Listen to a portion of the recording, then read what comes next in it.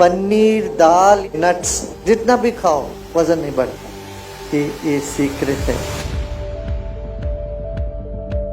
हम लोग जितना भोजन करते हैं ये बहुत ज्यादा एसिडिक है। इसको बैलेंस करने के लिए हमें क्या करना पड़ता है? अल्कलाइन भोजन हमको करना जरूरी है। अल्कलाइन और एसिडिक क्या क्या है इस पर भी ध्यान देना। जितना अनाज खाते हैं वो सब एसिडिक हो जाता है। सब्जी जो खाते हैं वो अल्कलाइन होती है। अल्कलाइन पानी पीना चाहिए आपको रोज। अल्कलाइन पानी कैसे बनाते हैं पता है?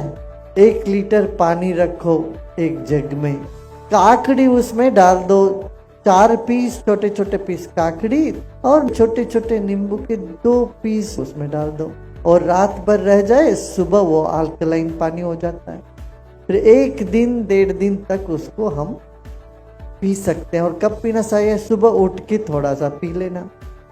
फिर भोजन के बाद तुरंत नहीं पीना चाहिए और भोजन से पहले भी नहीं पीना चाहिए। भोजन करने के बाद 2 घंटे बाद उसको थोड़ा और पानी पी लो। इस तरह से करोगे तो हमारे जो रक्त है वो अल्कलाइन होएगा। ब्लड अल्कलाइन होता है तो ब्लड की अच्छा सर्कुलेशन होता है। फिर मगज का दर्द, जोड़ों का दर्द, सिर में दर्द, ये सब आप देखोगे अपने आप दूर होता है। हल्दी खाते हैं हम, हल्दी बहुत आवश्यक है।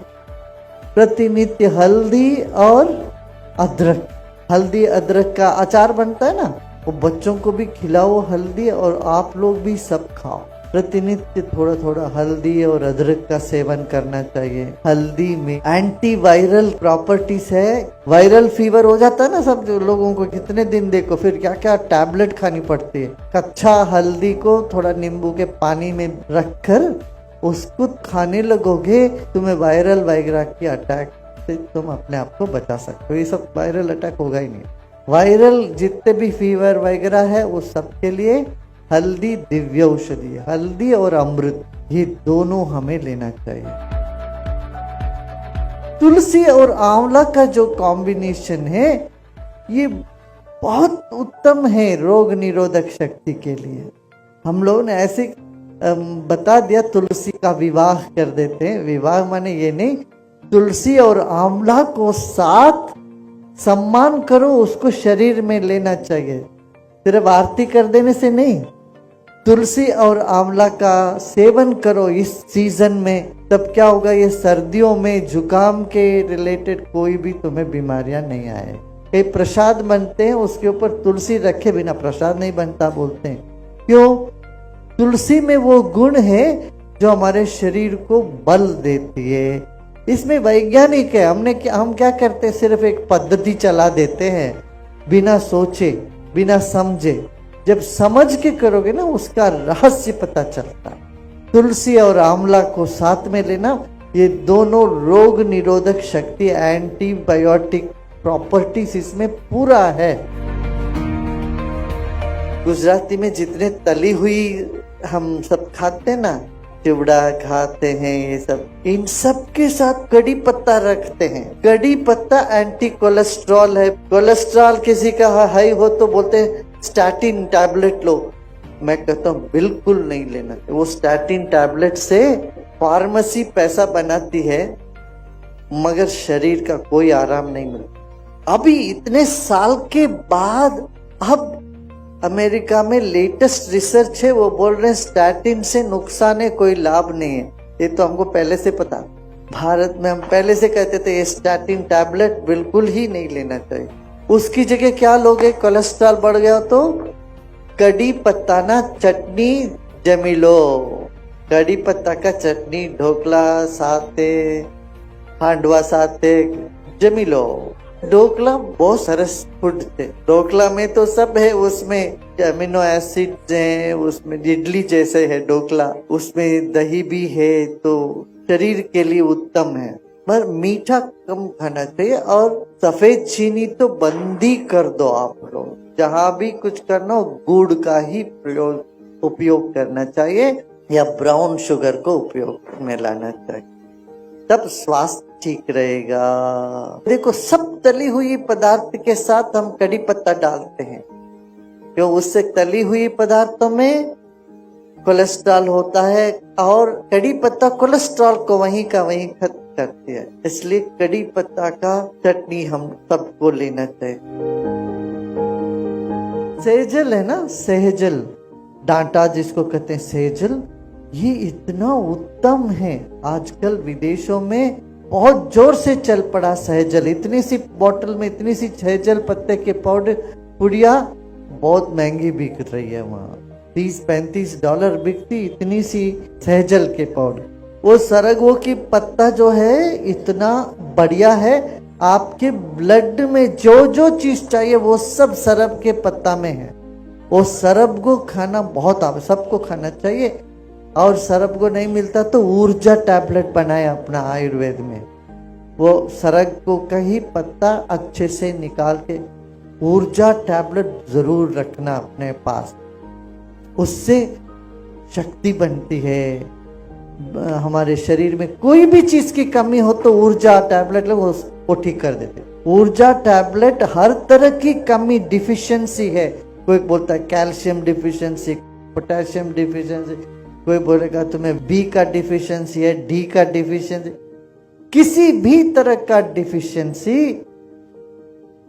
ये ऊर्जा खा लो, ऊर्जा टैबलेट, तो उससे वो ठीक होने लगेगा। अब घी बनाते हो ना घर में, घी बनाते हो तो सरगवो का पत्ता उसमें डाल देना 2-4, वो भी अच्छा है।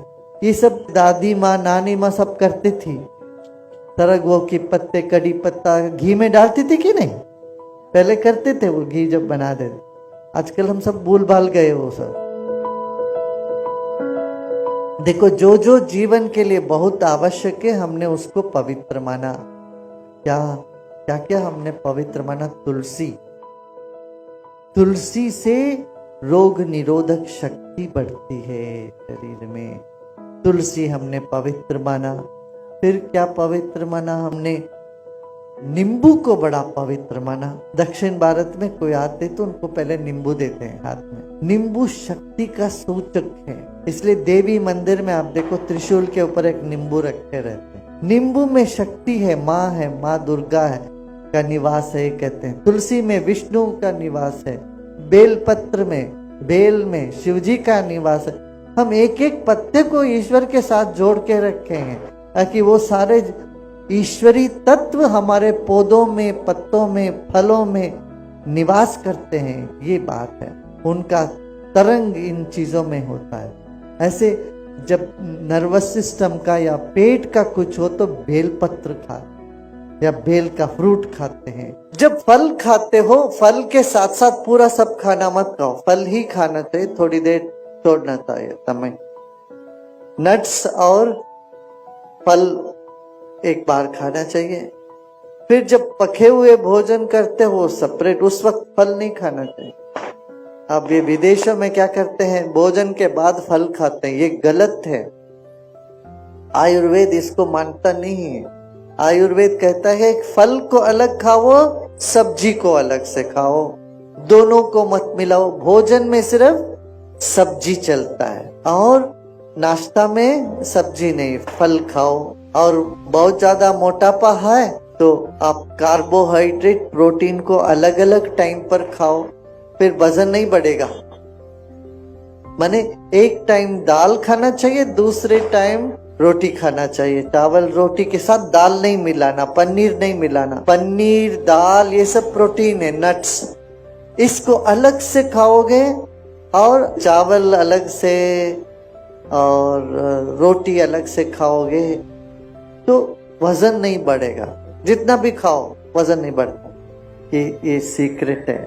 तो इस तरह से भोजन का हम ध्यान दें, फिर हम निरोगी बने रहेंगे। और आरोग्य ही जीवन का सबसे अच्छा धन है। हम सब ये संकल्प लें, घर घर में आयुर्वेद पहुंचे, लोग निरोगी रहे। तो अब हम जो भी हम लोग यूज करते हैं स्नान करने में, करने में, सब आयुर्वेद की तरफ मुड़ना चाहिए। देखो शरीर में सबसे बड़ा ऑर्गन है हमारा स्किन। इस पे जितना केमिकल वाली सब हम साबुन वाबुन लगाते हैं, वो केमिकल अंदर धीरे धीरे जाके फिर अपना शरीर में स्वास्थ्य को बिगाड़ देता है। इसलिए हमें लौट के आयुर्वेद पर अपना ध्यान दें, आयुर्वेद की तरफ चलें। शरीर के भीतर बाहर सब आयुर्वेद का ही हम उपयोग करें।